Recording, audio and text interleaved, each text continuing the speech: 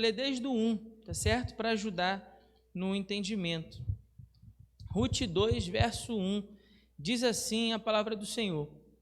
Noemi tinha um parente por parte do seu marido, um homem rico e influente da família de Elimeleque, que se chamava Boaz. Ruth, a moabita, disse a Noemi: deixa-me ir para recolher espigas no campo de quem me permitir. E ela lhe respondeu: vai, minha filha. Ela foi e, chegando ao campo, recolhia as espigas que os ceifeiros deixavam para trás. Por coincidência, aquela parte da plantação pertencia a Boaz, que era da família de Elimeleque. Naquela hora, Boaz chegou de Belém e disse aos ceifeiros: o Senhor esteja convosco. E eles responderam: o Senhor te abençoe. Então Boaz perguntou ao responsável pelos ceifeiros: quem é esta moça? E ele respondeu: esta é a moça moabita, que voltou de Moabe com Noemi. Ela pediu: deixa-me recolher e juntar as espigas que caem entre os feixes, atrás dos ceifeiros. Então ela veio e está em pé desde cedo. Só agora descansou um pouco no abrigo. Então Boaz disse a Ruth: escuta, minha filha, não vais colher em outro campo, nem te afastes daqui, mas fica com as minhas servas. Fica atenta para onde estão ceifando e vai atrás das moças. Estou dando ordem aos moços para que não te incomodem. Quando tiveres sede, vai até os potes e bebe do que os moços tiverem tirado. Então ela se inclinou, prostrou-se com o rosto em terra e lhe perguntou: por que achei favor aos teus olhos, para que te importes comigo, uma estrangeira? Ao que lhe respondeu Boaz: contaram-me tudo o que tens feito pela tua sogra, depois da morte do teu marido. Como deixaste teu pai e tua mãe e a terra onde nasceste, e vieste para um povo que antes não conhecias. Que o Senhor recompense o que fizeste, que receba grande recompensa do Senhor, Deus de Israel, sob cujas asas vieste buscar abrigo. E ela disse: que eu continue encontrando favor aos teus olhos, Senhor meu, pois me consolaste e encorajaste a tua serva, e eu nem mesmo sou uma das tuas servas. Na hora da refeição, Boaz lhe disse: aproxima-te, come do pão e molha o teu pedaço no vinagre. Ela se sentou ao lado dos ceifeiros, e Boaz lhe ofereceu grãos tostados. Ela comeu até ficar satisfeita, e ainda sobrou. Quando ela se levantou para recolher espigas, Boaz deu ordem aos seus servos: deixai que recolha até entre os feixes, e não empeçais. Tirai também dos feixes algumas espigas e deixai-as cair, para que elas recolha, e não empeçais. Assim ela recolheu espigas naquele campo até a tarde. Depois debulhou o que havia recolhido, e havia quase um efa de cevada. Então ela carregou a cevada e foi à cidade, e sua sogra viu o que ela havia recolhido. Ruth pegou o que havia sobrado da sua refeição e ofereceu a ela. Então sua sogra perguntou: onde colhestes hoje? Onde trabalhaste? Bendito seja aquele que se importou contigo. E ela relatou à sua sogra com quem havia trabalhado. O nome do homem com quem trabalhei hoje é Boaz.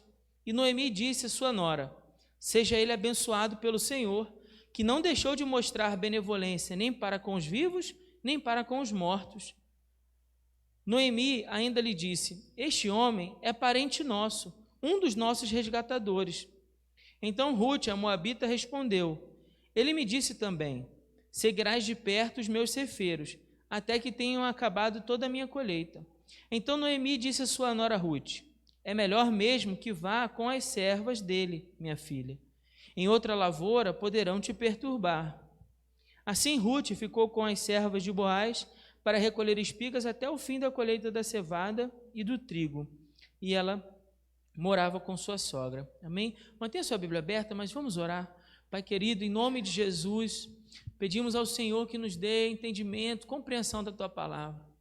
Pai, em nome de Jesus, Senhor, eu quero Te pedir que nessa noite nosso coração possa estar aberto a receber a boa semente que é a palavra do Senhor. Nosso coração, ó Pai, possa estar como aquela boa terra que produz fruto a 30, 60, a 100 por um, para a glória do Teu nome.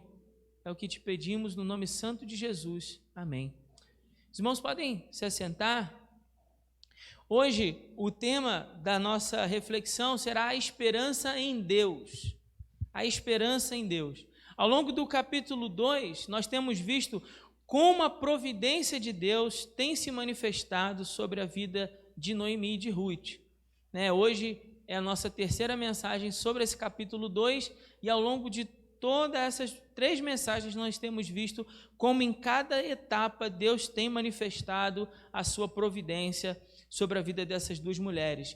Depois de toda a tempestade que elas passaram, se você não estava aqui nas outras mensagens, no capítulo 1, nós falamos do quanto essas 2 mulheres sofreram a morte do marido de Noemi, Elimeleque, depois a morte dos seus 2 filhos, Malom e Quilion, depois aquilo que era apenas um projeto de uma temporada, ir morar em Moabe, passar ali um tempo, apenas para esperar o momento em que Deus visitasse novamente a terra de Israel, e eles então vão para Moabe em busca de alimento, em busca de comida, mas ali eles passam 10 anos, e 10 anos sofrendo, 10 anos de tristeza, 10 anos de perda, aonde Noemi perdeu seu marido, depois perdeu seus 2 filhos, e então ela decide voltar para casa, e no que ela volta para casa, uma de suas noras, Orfa, também decide voltar para sua terra, ficar com a sua família. Apenas Ruth ficou com ela. No final do capítulo 1, e isso é importante a gente mencionar hoje, para o entendimento da parte em que nós vamos meditar, no final do capítulo 1, Noemi demonstra grande amargura e tristeza por conta dessa dor que ela viveu. Ela culpa a Deus por tudo o que aconteceu. Quando nós passamos pelo capítulo 1, eu expliquei aos irmãos que ao longo do capítulo 1 nós vamos vendo várias leis de Deus sendo transgredidas, e como resultado da transgressão, dor e sofrimento. Como resultado da transgressão, muito tempo é perdido na vida, por conta da desobediência à lei de Deus. E no final do capítulo, toda essa amargura, esse ressentimento da dor, da perda, das privações, é demonstrado por Noemi ao ela dizer que Deus tinha de mudar de nome. Deus não era para ser chamado de Todo-Poderoso, ou seja, aquele que pode suprir todas as necessidades dos seus servos. Deus não deveria ser chamado de El Shaddai. Deus deveria ser chamado apenas de Yahvé, o Senhor que vem ao encontro do seu povo. E que ela, Noemi, que quer dizer agradável, não deveria ter sido chamada Noemi também no seu nascimento. Pelo contrário, deveria ter recebido o nome de Mara, que quer dizer em hebraico amarga. Aqui, no final do capítulo 1, ela estava mostrando como toda essa luta, toda essa dor, todas essas perdas que ela enfrentou, todos esses problemas, o quanto aquilo havia tornado seu coração amargo. É isso que ela está demonstrando no final do capítulo 1. E isso, é claro, também sendo espelhado na figura de Deus. Mas no capítulo 2, nós começamos a ver como a mão de Deus se manifestou sobre Noemi e Ruth, e como Deus começa então a abençoá-los. A partir do capítulo 2, eu expliquei já aqui também para os irmãos, estou só recapitulando, que a partir do capítulo 2 nós vamos vendo como a lei de Deus vai sendo obedecida. E na medida em que a lei de Deus vai sendo obedecida, toda essa história muda. Olha que coisa maravilhosa. Como diz o salmista, lá no Salmo 19, versículo 7, a lei do Senhor é perfeita e restaura a alma. E é isso que nós estamos vendo acontecendo a partir do capítulo 2. A lei de Deus sendo obedecida e então a sorte daquelas mulheres sendo restauradas. A partir daí, então, começa, depois de toda aquela tempestade do capítulo 1, daqueles 10 anos de sofrimento, os primeiros raios de sol começam a aparecer, os primeiros raios de luz, de esperança, começam a aparecer no céu de Noemi e de Ruth. Primeiro, Deus manifesta o seu cuidado, e a gente viu isso no início do capítulo 2.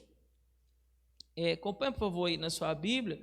No início do capítulo 2, nós vimos isso do 1 até o verso 7, como o cuidado de Deus se manifestou na vida delas. Primeiro, porque elas chegam em Belém no tempo da colheita. Então, se elas tinham enfrentado todo aquele período de fome, chegar no tempo da colheita era chegar no tempo certo. Amém? Estamos juntos? Era chegar no tempo certo. Então, Deus providenciou um momento para que elas chegassem ali e tivessem a sua necessidade, né, de alimento suprida. Então, elas chegam no tempo certo. Depois, quando Ruth, toma a decisão de colher espigas, como disse no verso 2, e aí Noemi permite que ela vai, e o próprio verso 3 vai dizer que, por coincidência, aquela parte da plantação era de Boaz. No versículo 1, ele explicou quem era Boaz. Veja aí, por favor, na sua Bíblia, diz assim, um parente por parte do seu marido, e isso é importante, isso é muito importante para nós hoje, então preste bem atenção. Boaz é um parente por parte do marido de Noemi, ou seja, de Elimeleque, um homem rico e influente. Um homem rico e influente. E aí a gente explicou que não era coincidência, mas a providência de Deus. Deus não só providenciou o tempo certo, mas providenciou o lugar certo para elas irem buscar as espigas. Por quê? Porque havia uma lei em Israel que atendia o órfão, o estrangeiro e a viúva. Essa lei dizia o seguinte: quando uma pessoa fosse fazer a colheita na sua plantação, vamos imaginar que está ali os homens passando pelo milho e recolhendo as espigas do milho. Se por alguma razão os ceifeiros não virem uma espiga e ela ficou para trás, eles não deveriam voltar para pegar. Por quê? Porque essas espigas que ficassem para trás, assim como as espigas das laterais do campo, elas eram para atender um grupo de pessoas necessitadas em Israel. Quem eram essas pessoas? Estrangeiros, órfãos e viúvas. Então, dessa forma, com essa lei, Israel promoveria o cuidado com esses 3 grupos de pessoas que eram mais necessitados em Israel. Então, Deus, quando deu essa lei, deu para que o povo exercesse cuidado. E era uma forma também, é importante que se diga isso, era uma forma de dizer que Israel estava confiando em Deus, quando eles não colhiam mais do que o necessário. Como assim, pastor? Vou explicar. Se eles estão colhendo e não ficam tão mesquinhos, avarentos, ao ponto de querer voltar para passar de novo, eles estão dizendo assim: bom, nós confiamos que o Deus que nos abençoou hoje vai nos abençoar também amanhã. Então vamos ficar tranquilos, Deus vai prover as nossas necessidades. Deus está provendo as nossas necessidades. Deu para entender? Amém? Sim? Então, essa primeira lei que nós estamos vendo que ela está sendo obedecida. E ela está sendo obedecida porque Deus providenciou o lugar certo. Essa plantação que vem a ser de um parente não era coincidência, mas era a mão da providência de Deus. Depois, nós vimos também que Deus providenciou uma série de circunstâncias, um conjunto de circunstâncias para que aquilo pudesse acontecer. Então, Deus providenciou um homem disposto a obedecer à lei, porque não basta só ter uma lei, não é verdade? Pode ter uma lei e a pessoa não obedecer, não é assim? Mas Deus tinha providenciado um homem disposto a obedecer a essa lei. E uma série de outras circunstâncias ali que nós tratamos nessa mensagem, falando do quanto tudo isso colaborou para que o cenário fosse um cenário certo, uma circunstância certa para Ruth colher espigas. Esse cuidado do dono da plantação de dizer: os homens não podem tocar nela, dei ordem para que eles ajudem você. Se você precisar de água, você tem. Se você precisar de comida, você tem. Se você precisar de descansar, tem um abrigo. Ele providencia tudo, uma série de circunstâncias para que ela pudesse ser cuidada. Depois, do verso 8 até o verso 17, que foi o assunto da nossa mensagem no domingo passado, nós vimos como a mão de Deus se manifestou provendo proteção para Ruth. Porque Ruth era uma mulher estrangeira, uma mulher de Moabe, que era vista como inimiga de Israel, no meio ali de uma plantação, no meio de um trabalho predominantemente masculino, e ainda assim Boaz a trata com todo respeito, com todo carinho, com toda dignidade. Ele dá ordem aos moços para que não mexam com ela. Então nós vimos como toda essa proteção de Deus se manifestou na vida de Ruth, e Deus usando para isso esse homem chamado Boaz. E o coração ali para nós no texto foi o verso 2, porque o verso 12, o verso 12, quando diz assim: que o Senhor recompense o que fizeste. Está falando Boaz, falando para Ruth. Que recebas grande recompensa do Senhor, Deus de Israel, sob cujas asas vieste buscar abrigo. Aqui ficou claro para nós que toda aquela proteção que Boaz estava oferecendo para Ruth era, na verdade, um espelho daquilo que Deus estava fazendo na vida de Ruth. Então, as mãos, os braços, os pés, a boca, o corpo era de Boaz, mas quem estava provendo esse cuidado, essa segurança, era o Senhor na vida de Ruth. E hoje, então, nós vamos pensar juntos aqui sobre essa última parte do texto, que vai do 18 até o 23, que é quando Deus, a providência de Deus, traz agora para elas um novo olhar de esperança. Um novo olhar de esperança. Bom, veja aí na sua Bíblia, por favor, o verso 18. Diz assim: então ela carregou a cevada e foi à cidade, e sua sogra viu o que ela havia recolhido. Ruth pegou o que havia sobrado da sua refeição e ofereceu a ela. Essa refeição a gente viu no domingo passado. Boaz oferece para ela alimento. E nessa parte do texto ele vai dizer que depois que ela se satisfez, ela pegou a parte que sobrou e não desperdiça. Ela leva para sua sogra e oferece para sua sogra, oferece para Noemi. Porque lembram, as duas tinham passado fome, as duas tinham passado necessidade. E esse momento do texto, no verso 18, mostra para nós que Ruth era uma mulher que não apenas ela estava disposta a trabalhar duro, a trabalhar com disposição ali, com vigor, a se esforçar no trabalho, mas Ruth também era uma mulher cuidadosa de não desperdiçar aquilo que Deus tinha oferecido a ela. Então, aqui é uma outra característica de Ruth sendo evidenciada, né? Se na primeira etapa do texto, o texto mostrou o quanto ela era trabalhadora, aqui está mostrando o quanto ela é zelosa com aquilo que Deus deu, o quanto ela é cuidadosa naquilo que Deus deu para ela. E um outro detalhe também é no amor que ela tem com a sua sogra, né? Porque ela tem essa preocupação de não apenas ela satisfazer a necessidade que ela tinha de comer, mas também de levar alguma coisa para sua sogra, né? De cuidar dela. Então, o verso 18 tem esse detalhe importante para nós, né, de mostrar o cuidado de Ruth, né, o cuidado de Ruth. Depois, verso 19, o verso 20, vão mostrar para nós duas coisas muito importantes. A primeira é a surpresa de Noemi. Veja, por favor, na sua Bíblia novamente, o verso 19 diz assim: então sua sogra perguntou, quando ela viu toda aquela cevada, ela pergunta: onde colheste? Onde é que você trabalhou? Bendito seja aquele que se importou contigo. E ela relatou a sua sogra com quem havia trabalhado. E aí ela vai dizer: o nome do homem com quem trabalhei hoje é Boaz. Quando chega nesse momento do texto, uma coisa que deve nos chamar a atenção é a mudança nas emoções de Noemi.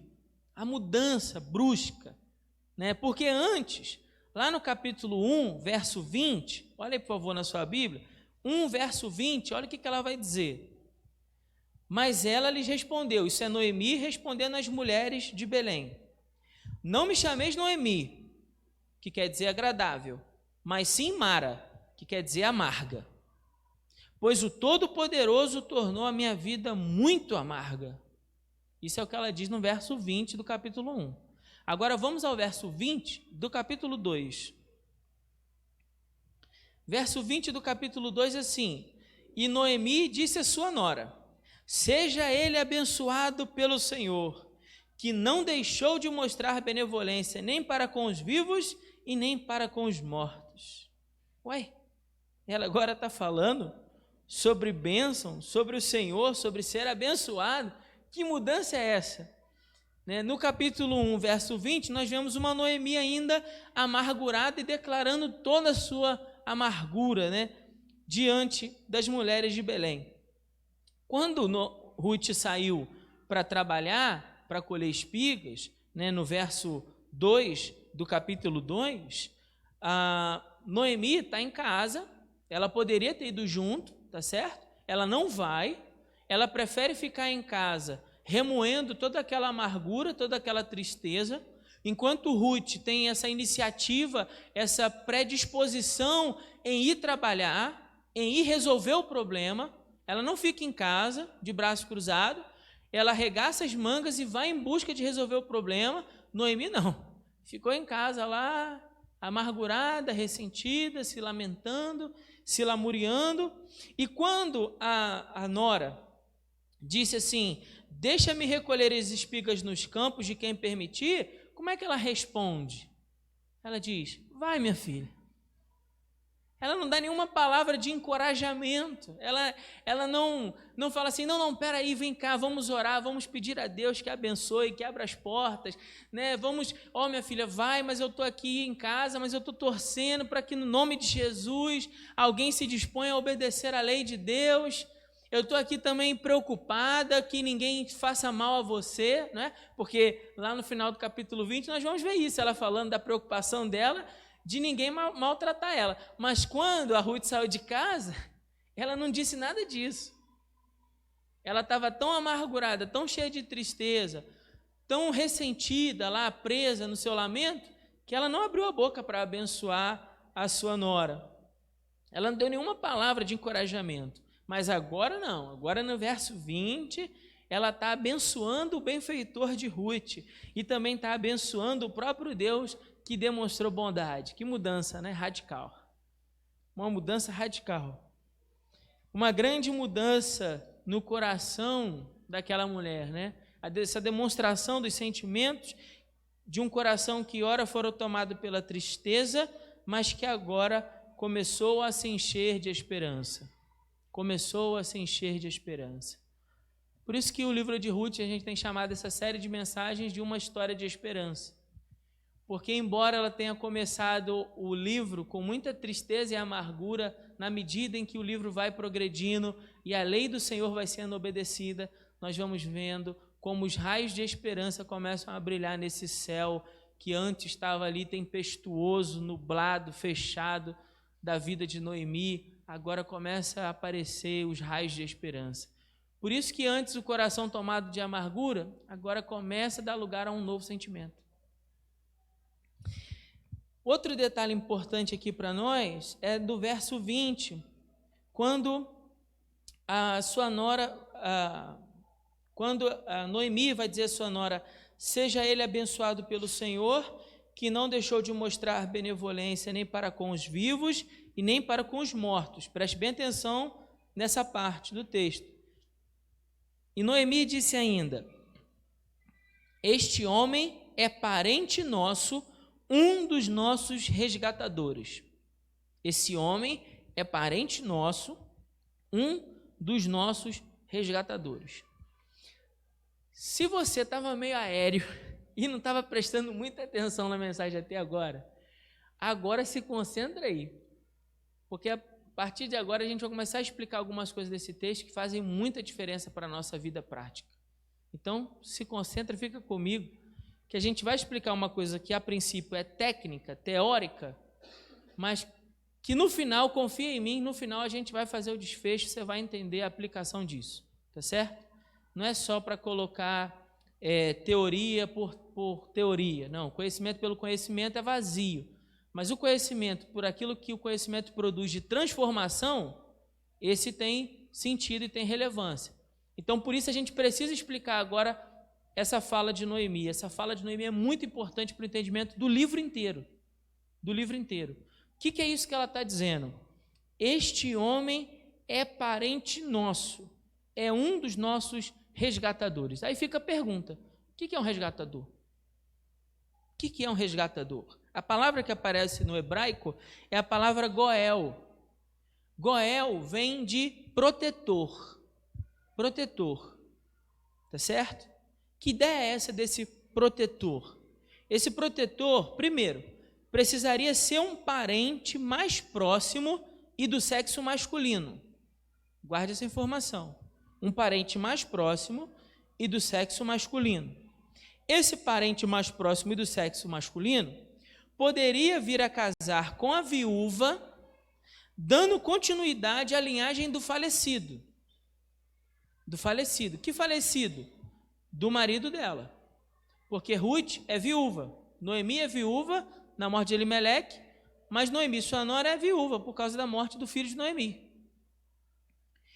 Então, ele poderia se casar com a viúva, isso com base em Gênesis 38, verso 8. Eu não vou ler todas as referências, eu vou apenas dizer as referências, depois, se os irmãos quiserem, eu posso passar e você ir checando cada uma delas para a gente poder ganhar tempo. O que diz Gênesis 38, 8? Toda vez que um irmão morresse, o irmão mais velho morresse e não tivesse filhos, o mais novo casaria com a viúva do mais velho. E quando o mais novo casasse com a viúva do mais velho e tivesse filhos com ela, ele estaria dando continuidade à descendência do mais velho que morreu. Deu para entender ou ficou muito confuso? Mais ou menos? Ou não? Está tranquilo? Vamos pensar aqui no João, é o irmão mais velho, tá certo? E o Augusto é o seu irmão mais novo. E aí o João morreu. O irmão João casou e ele morreu. Então, pela lei, pela prática em Israel, o irmão mais novo, Augusto, casaria com a mulher do falecido, do João. Quando Augusto tivesse filho com a mulher do João, esse filho receberia o nome do João, para dar continuidade à linhagem dele. E dessa forma, o nome do João não se perderia da sua família. Ficou mais claro? Amém? Eu estou explicando assim devagar, porque isso é importante para a gente no final, tá bom? Terceiro, esse resgatador deveria ser aquele que tinha de ter posse, dinheiro, recurso, para poder comprar as propriedades da família, para que assim a herança do falecido fosse resgatada. E dessa forma, a herança do falecido, do João lá, que morreu, quando fosse resgatada, na morte agora do Augusto, a herança ficaria para quem? Para o filho. Tá certo? Porque, afinal de contas, isso era propriedade do João. Vou repetir. Eu estou indo bem devagar e é de propósito, tá, irmão? Fica comigo. O parente resgatador comprava as terras, se elas estivessem hipotecadas, comprava a propriedade do irmão, para que quando ele tivesse filho e o filho ficasse mais velho e agora os pais morressem, a propriedade volta para aquela família, por meio do filho, certo? Então, 3 coisas aqui importantes eu vou repetir. A primeira, ele tem de ser um parente do sexo masculino, disposto também a casar com a viúva, certo? Segundo, ele tem de ter recurso para sustentar agora essa família. Terceiro, ele precisa ter um valor não apenas para o sustento dessa nova família, nesse casamento, né? Mas também para resgatar as propriedades do irmão que se perdeu, do parente, né? Que fora hipotecada. Porque havia uma prática em Israel que, se alguém tivesse endividado, poderia vender a sua propriedade. Só que nenhuma propriedade deveria ser vendida de maneira perpétua em Israel. Isso com base em Levítico capítulo 25. Nenhuma propriedade deveria ser vendida de maneira perpétua. Então Israel tinha uma prática que era o seguinte: se aquela pessoa ficou endividada e ela vende a propriedade para poder se sobreviver, ter dinheiro ali para comprar comida, Posteriormente, ela poderia, se ela se recuperasse financeiramente, ela podia voltar lá na pessoa que ela vendeu e recomprar a propriedade. Deu para entender? Essa era a ideia do resgatador, aquele que tinha recurso financeiro para voltar lá na hipoteca, na dívida que foi feita e comprar a dívida, que aquele que ficou devendo não podia pagar, não tinha condição de pagar. Então, essa era a lei do resgatador. Essa era a lei do resgatador. A lei que dizia que ele deveria casar com a viúva era a lei do levirato. É uma segunda lei, tá certo? A lei do resgatador é a compra da dívida. A pessoa tem uma dívida, o resgatador tem recurso, ele vai lá e resgata a propriedade. Essa é a ideia. A lei do levirato ele vai e casa com a viúva, para poder manter a família, para que a família não se perca. Então, há duas leis aqui. Duas leis. Pesquisando sobre esse texto, vamos a Deuteronômios, sobre esse assunto, vamos a Deuteronômios, capítulo 25. Olha o que eu disse, preste bem atenção nessa parte, porque essa é a parte mais importante para a gente entender esse texto hoje. Deuteronômio 25.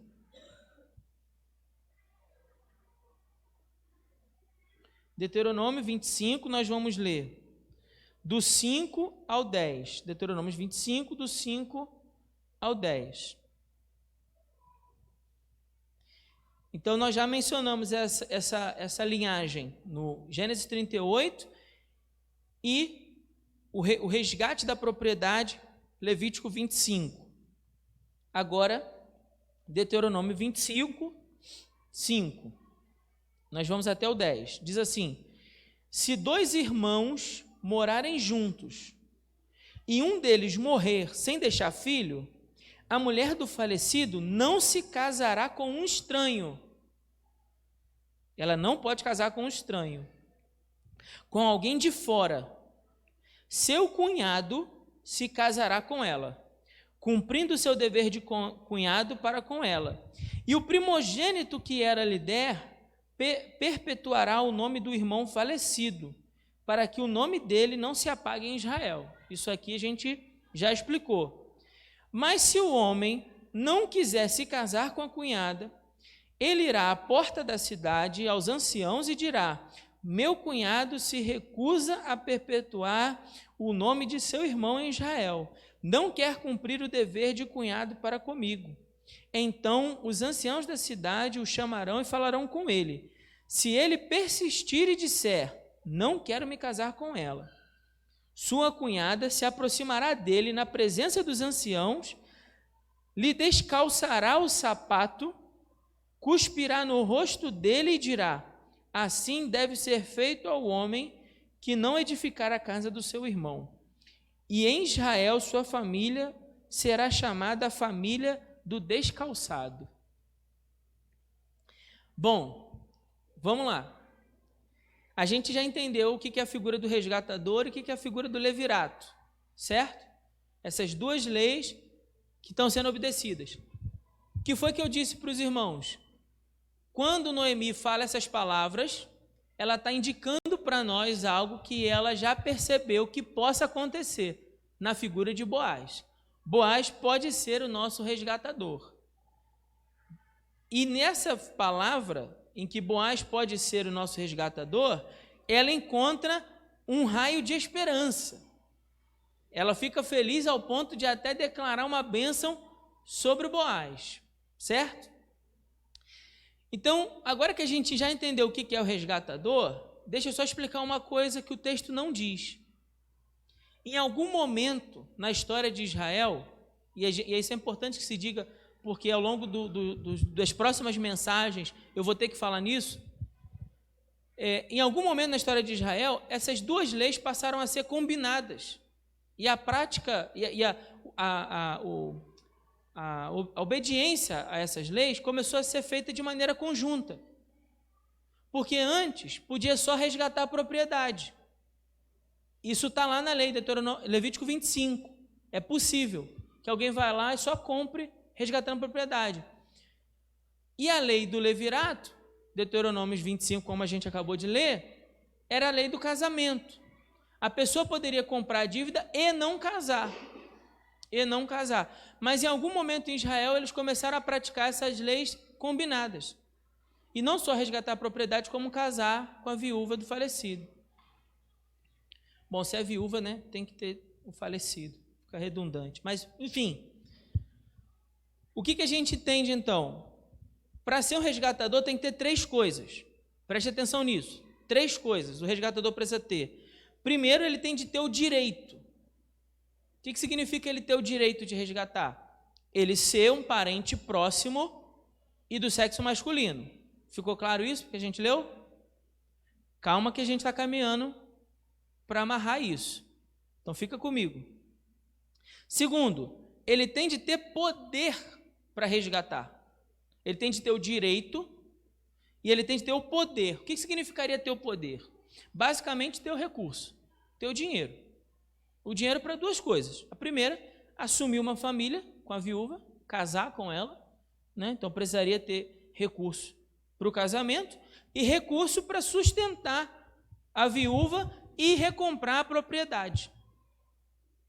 Então ele tem de ter o direito, mas ele também tem que ter o poder, porque ele pode ter o direito sendo um parente próximo, mas não ter recurso. Certo? Sim? Fica claro isso? Fica fácil da gente entender, né? Ele pode ser um parente próximo e não tem o dinheiro. Ok, não vai resgatar, não tem possibilidade. Ele fica obrigado a resgatar? Claro que não, ele não tem possibilidade de fazer isso. Mas ele tem o direito, tem a possibilidade. A terceira coisa que ele precisa ter é o desejo de resgatar. Porque ainda assim ele pode se negar. Ele pode ter o direito, pode ter o poder, mas pode desejar não resgatar. A gente vai ver isso ao longo dessa série de mensagens. Por isso é que eu estou explicando isso. Irmãos, esse momento do resgatador é um dos assuntos mais importantes no livro de Ruth. Por isso que eu estou indo bem devagar. Eu sei que às vezes parece meio chato, parece aula, mas calma que a gente vai entender isso. Vai ficar mais claro, tá bom? Mas a ideia aqui é, esse resgatador, então, é um parente, nesse caso Boaz, corresponde a essas qualificações, né? Ele é um parente, sexo masculino, então ele tem o direito para resgatar, ele tem poder para resgatar, porque o texto diz que ele é rico, certo? Agora tem que saber se ele tem o desejo. Tem que saber se ele quer casar com Ruth. Isso ainda não ficou claro no texto. Mas de alguma forma Noemi viu essa possibilidade. De alguma forma, que o texto não diz, fica difícil a gente ficar especulando aqui, né? Mas, talvez, por ser uma mulher mais velha, mais experiente, mais vivida, tenha percebido em todo aquele gesto de cuidado, de carinho, de proteção, que Boaz demonstrou naquele dia com Ruth, e ela, por ter mais experiência, falou, tem um negócio aí. Eu acho que ele ficou interessado nela. Mas o texto não diz isso. Só para deixar claro. Mas ela tem essa percepção. E isso vai ficar claro no capítulo 3. Tá bom? Então a gente não está aqui só especulando, não. O texto vai encaminhar nessa direção aí, os irmãos vão ver. Mas o interessante é que ela já tem essa visão. O texto já aponta uma visão nela nesse sentido. E aqui, irmãos, está algo para nós maravilhoso. Lembra que eu falei domingo passado sobre tipocristo? O que é um tipocristo? Um tipocristo é uma pessoa, uma figura que vai aparecer no Novo Testamento, ou várias figuras que aparecem ao longo do Velho Testamento, e que a atitude dessas pessoas, o comportamento dessas pessoas, vai ser para nós uma representação, uma espécie de ilustração do que Deus faria em Cristo Jesus. Então, o comportamento daquela pessoa no Velho Testamento aponta para a obra de Jesus, que só será revelada no Novo Testamento. Deu para entender aqui que é um tipocristo? Tipocristo é uma pessoa que vive um episódio, uma situação no Velho Testamento, e que a conduta dela, o comportamento dela, era uma sombra, porque apontava para a obra de Jesus. Boaz é um tipo Cristo. Boaz é uma pessoa que o seu comportamento, a sua conduta aponta para Jesus. E é isso que eu quero mostrar para os irmãos hoje aqui. Por isso que eu fiz questão de explicar toda essa questão do que é um resgatador, do que é necessário para ser um resgatador, porque pelo entendimento da teologia bíblica, a Bíblia aponta para nós que assim como Boaz vai se manifestar no livro de Ruth, sendo um resgatador para Noemi e para Ruth, e vai restaurar a sorte dessas mulheres, assim também é Jesus para nós. Vou repetir, Boaz é um resgatador para Ruth e Noemi, assim como Jesus é um resgatador para mim e para você. É isso que a palavra está dizendo para nós. É isso que a palavra está apontando para nós. Primeiro, nós dissemos, o resgatador precisa ter o direito, como um parente próximo a nós. E a Bíblia vai dizer lá no livro de Filipenses, capítulo 2, que Jesus se esvaziou da plenitude da divindade e se humilhou a tal ponto de assumir forma humana, de viver como um de nós, em carne e osso. Ele se humilha, e se humilha ao ponto de sofrer, se humilha ao ponto tamanho de se deixar morrer, e morre na cruz. Morre na cruz, para mostrar assim que Jesus tem o direito de nos resgatar. Porque a dívida impagável que nós temos, diferentemente de Noemi e de Ruth, a nossa dívida é o pecado. O pecado é para nós uma dívida impagável. Nós não temos recursos em nós mesmos para pagar a dívida. Não temos recursos em nós mesmos, ainda que por atos de justiça que praticássemos, de tentar pagar o favor de Deus. Então nós temos uma dívida, o pecado, da qual nós não podemos pagar. Precisamos de um resgatador. Precisamos de um resgatador. O seu pecado gera para você um crime do qual você não pode pagar. Se Deus então manifestar a sua justiça, você vai receber o que merece, a morte. Então você precisa de um resgatador, você precisa de um parente próximo, do segundo Adão, que esvaziou-se da glória e assumiu forma humana e a si mesmo se humilhou para morrer, morte de cruz. E para que com a sua morte obtivesse o direito de nos resgatar. Ele tem o direito de nos resgatar. Depois a palavra vai dizer, em 1 Pedro, capítulo 1, 18 e 19, que Cristo não apenas tem o direito, mas ele tem o poder para nos resgatar. E por que Jesus tem o poder para nos resgatar? Porque ele paga o preço mais caro pela nossa dívida. A nossa dívida do pecado deve ser paga a preço de sangue.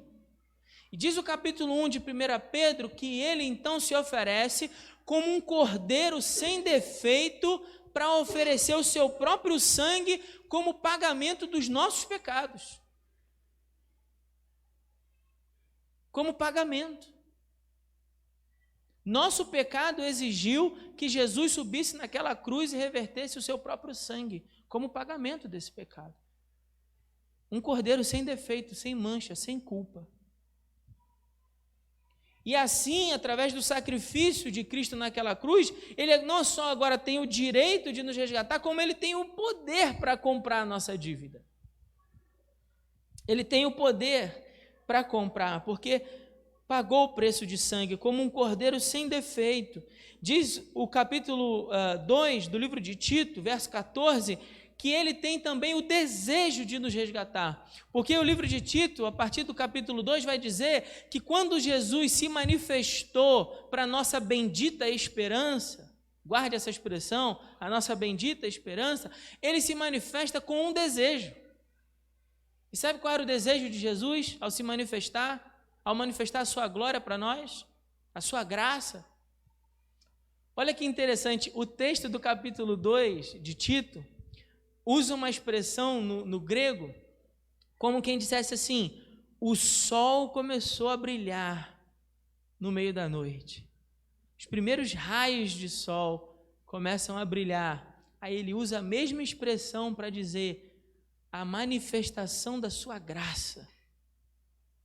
Para dizer que esses raios de sol começaram a brilhar. E aí no verso 14 ele fala assim, por que ele fez isso?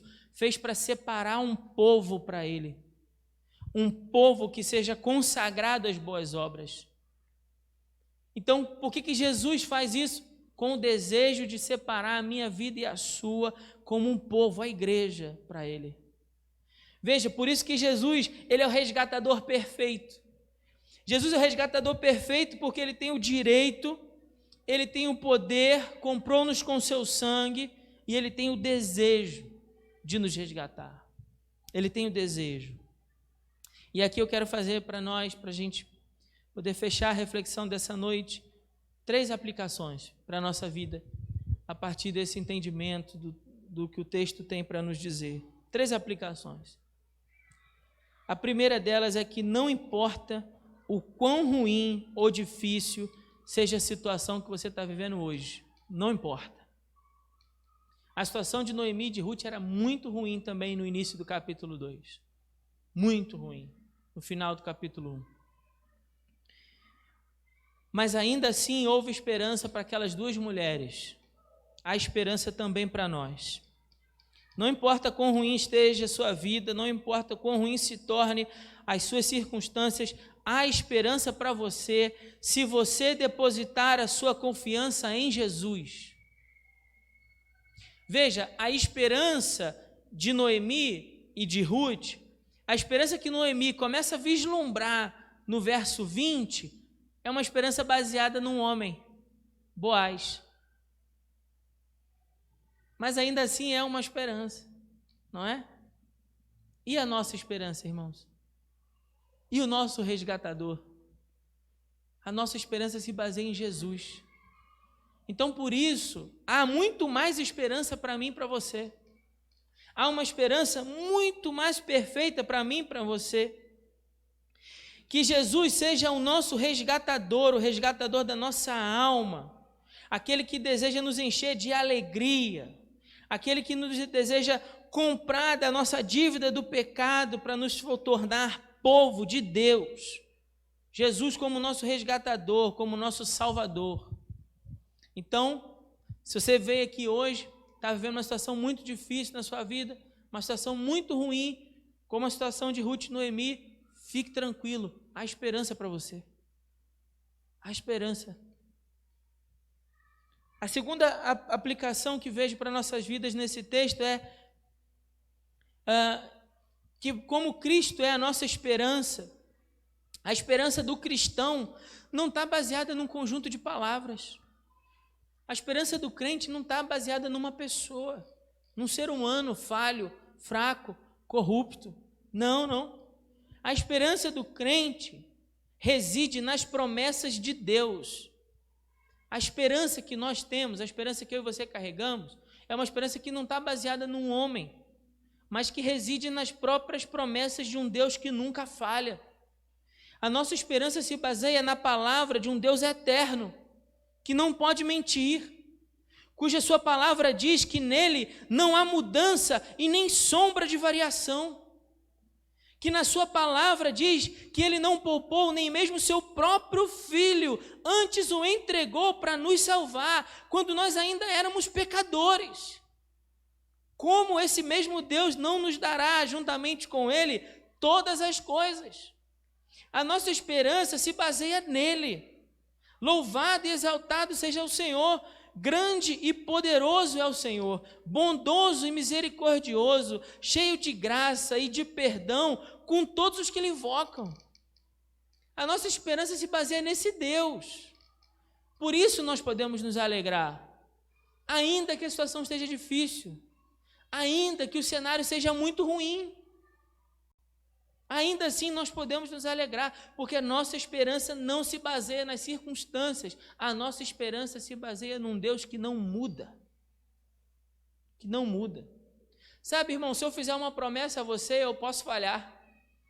Se eu fizer uma promessa a você, pode ser que eu não cumpra. porque sou um ser humano falho, fraco, pecador.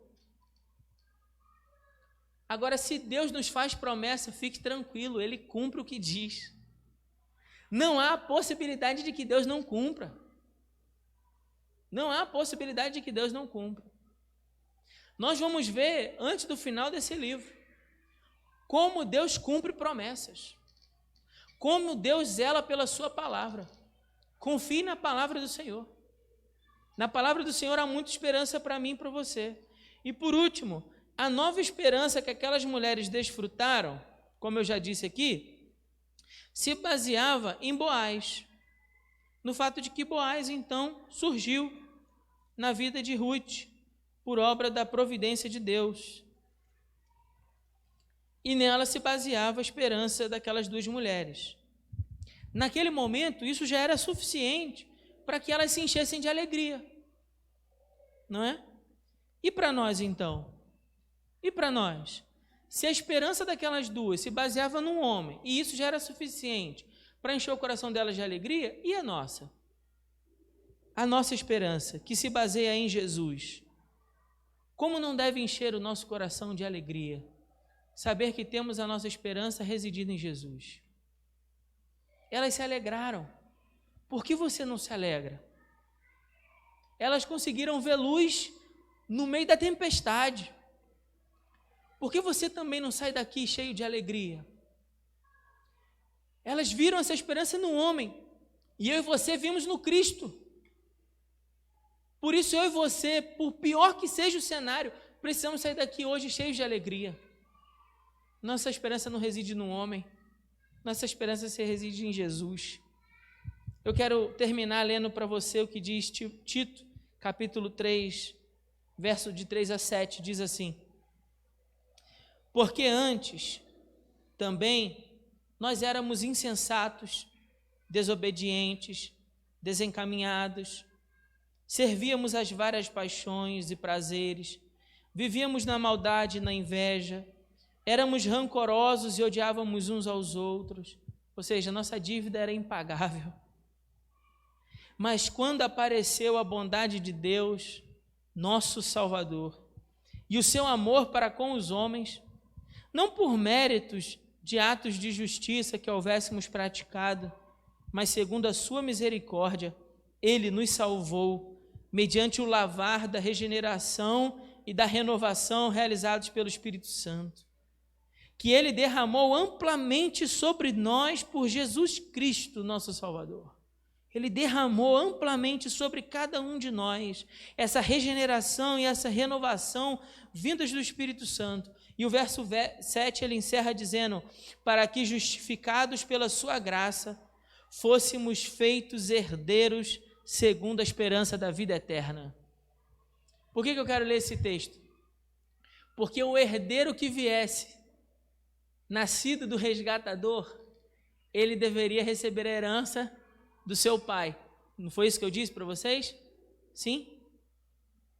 E a herança que o texto está dizendo em Tito, que nós recebemos, a herança do nosso pai, uma vez resgatados por Jesus, é a herança da vida eterna. De que um dia nós teremos uma propriedade para morar por toda a eternidade no céu, na glória com o Senhor Jesus. Que Deus nos abençoe com a sua palavra, que eu e você, por mais difícil que seja o cenário, possamos viver abraçados, firmados, agarrados a essa viva esperança de que nós fomos feitos herdeiros para a glória de Deus Pai. Amém?